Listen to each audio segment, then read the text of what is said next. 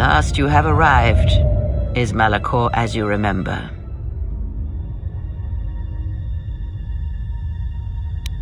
Indeed. Perhaps it is merely your perceptions of me that have changed.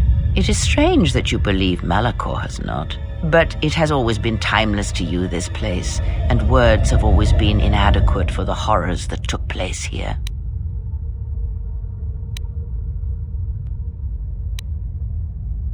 I never destroyed Atris. She had destroyed herself. I merely stripped away the illusion and brought her truth. Her teachings could not be allowed to continue, and like Malachor, she was part of your past, unresolved. She needed to be something you could confront and defeat one last time. It was part of your training, part of what was needed to make you complete. And there must always be a Darth Traya. The galaxy needs its betrayers, especially in the times to come. She loved you, you know, as one loves a champion. You were all that she could not be.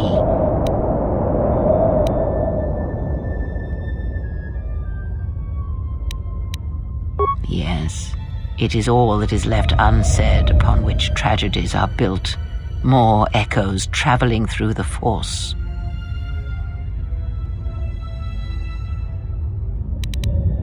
Perhaps you were expecting some surprise, for me to reveal a secret that had eluded you, something that would change your perspective of events, shatter you to your core. There is no great revelation, no great secret. There is only you.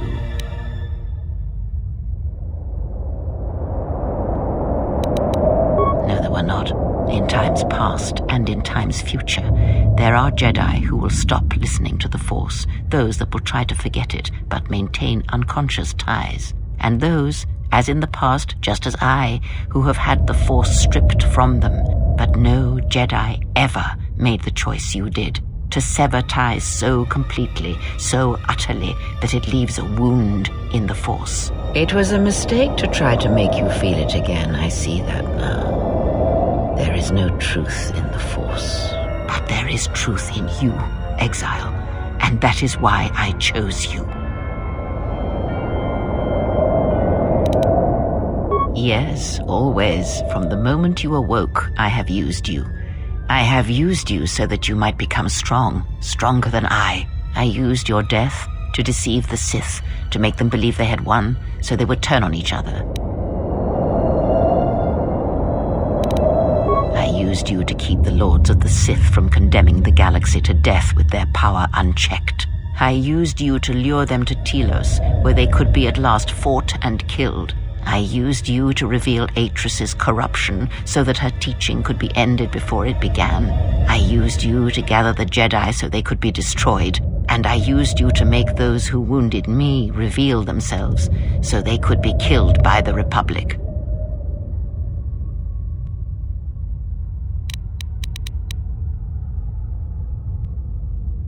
The apprentice must kill the master. If you do not, I will kill you. If I do not, then all you have achieved will be as nothing, as empty and as violent as Malachor itself.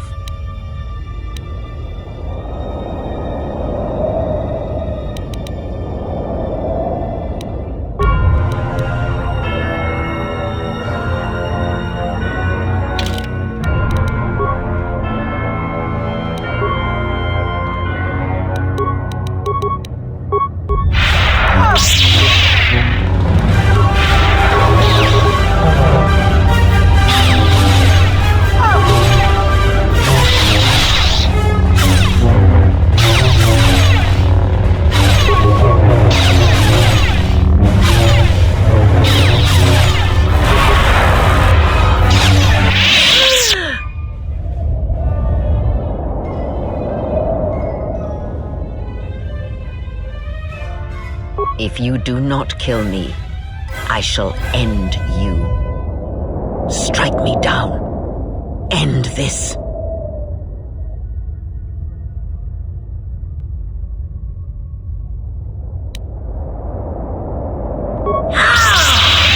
You will not show me mercy. I will see you break before you do.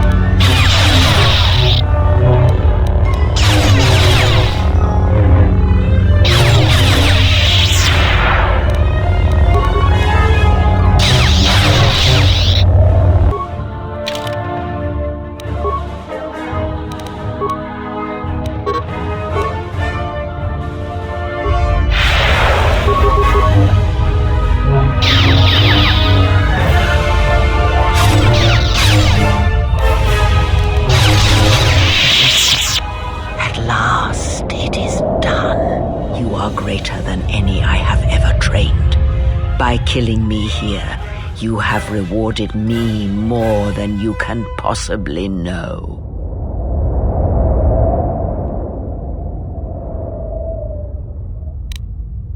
It is your choice. I had hoped you would follow Revan's path, but you and Revan are different, and your path is your own. You may take one of the ships that orbit Malachor and depart this place, or you may remain here on Malachor and wait for the others, those touched by the Force, who will come in time. Or you may return to your exile, where your presence will no longer affect the actions of others. There is no dishonor in any of these choices. I only ask that you make the choice without regret.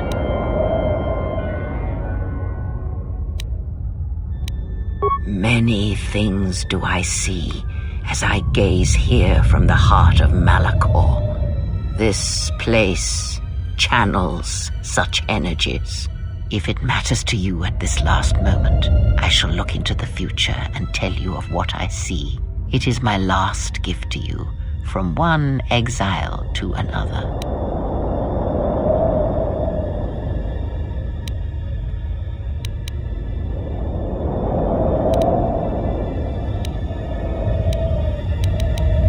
You travel with them for so long, yet you do not know them still. Feel them through the Force, feel what they feel, hear their thoughts and know them as I fought to know you. They were the lost Jedi, you know. The true Jedi upon which the future will be built. They simply needed a leader and a teacher. She will stop hunting life and instead live it. She was not born to be a predator, despite her true father and the life she led within the shadow of Nar Shaddaa. She will miss you and think of you often. You who awakened her to what life is. She will live, but only for a time. Her death will occur in many years' time on a forgotten planet, saving the lives of others. But it will be her choice, and she will have no regrets. Many battles does that one have left in him, as Revan intended. A general needs an army as he needs those he trusts. And Canderous is a loyal beast, no matter how much he has broken upon Revan's will. But you know this. They will die a death that will last millennia, until all that remains is their code, their history, and in the end, the shell of their armor upon the shell of a man too easily slain by Jedi. The blinded one shall return to her home world, and she shall look upon the surface of that world, and perhaps at last see what she was meant to see. Her life has been changed by your meeting in ways that may not be felt for decades to come. Salvation is a relative thing, but as you understand it, yes. He cannot help but love you in his way.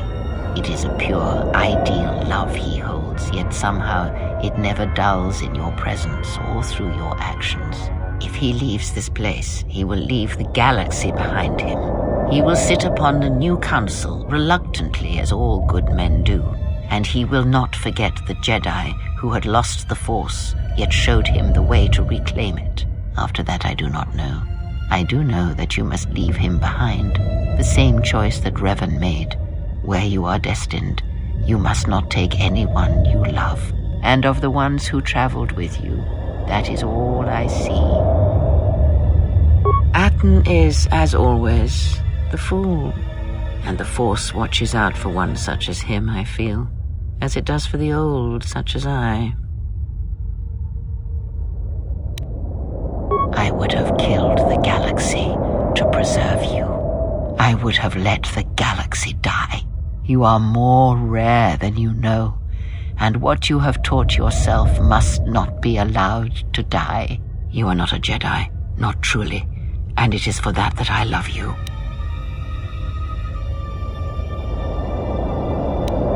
Their paths are unknown to me, even the small one who waits for you outside this place. I sense it has one last journey for you. You must go where Revan did, into the unknown regions, where the Sith The true Sith wait in the dark for the great war that comes. It is because he remembered what lay buried here, this place, its teachings. It paved the way to Korriban, you know, the remnants here. And because Malachor, like Korriban, is on the fringes of the ancient Sith Empire, where the Sith wait for us in the dark.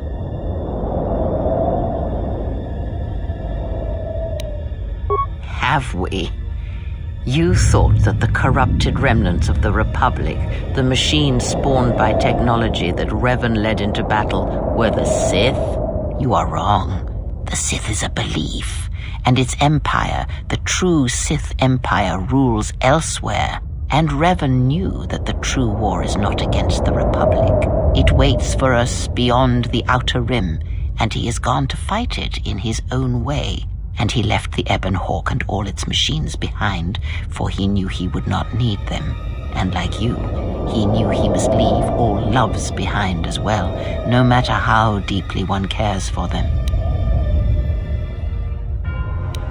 Because such attachments are not the way of the Jedi, and they would only bring doom to them both in the dark places where he now walks.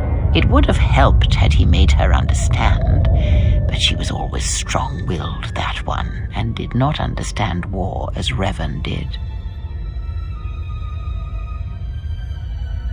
Because I did not know where he had gone. If he had asked, would I have gone? I do not know. But he will need warriors, Sith and Jedi, any who can be sent after him into the depths of space, for any who know the way. Perhaps you shall go there with him and do battle at the end of all things. Instead, I remained here, and now show others the way. The Republic will fall, as it always has, a fall that will take millennia under the care of the herds of Ithor. The surface of Telos will bloom again, and its golden fields shall again harbor scientists and thinkers. And complacent and peaceful, it shall forget the time that Saul Karath orbited it and brought fire to its skies. But it shall be a home world again to others who will stretch out across the galaxy and bring life. Dantooine shall survive. The community you saved shall be the foundation upon which Dantooine shall be habitable again. They shall drive back the Raiders, the Mandalorians, and all that strike at the Outer Rim. The Republic shall again establish their presence there and shield it with its forces. And Dantooine shall heal, be safe, and its skies free. The ruins of the Academy shall remain. Nar Shaddaa shall persist as it always has, but there will be a heart to the world where there was nothing before, where once the lost and disposed were trapped there. Now they will struggle and grow. From despair shall come hope. Queen Talia shall have a long reign. Much good will come of it. She will, as she has, rule wisely and well. Onderon shall remain in the Republic, and the world shall prosper, though its people shall, over time, lose their customs in the ocean of the Republic and become the people of Onderon no longer. Korriban shall be as it always was, a graveyard for the darkest of the Sith Lords, still whispering within their tombs. It shall always be a source of evil, spawning threats throughout the millennia. It, like Malachor, brushes the edges of the Empire that waits in the dark, and like Malachor, the Sith have forgotten it. For a time, they will remember. Revan knew this.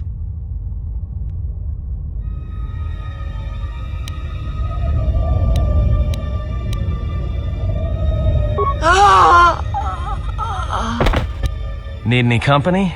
I mean, I'm not doing anything.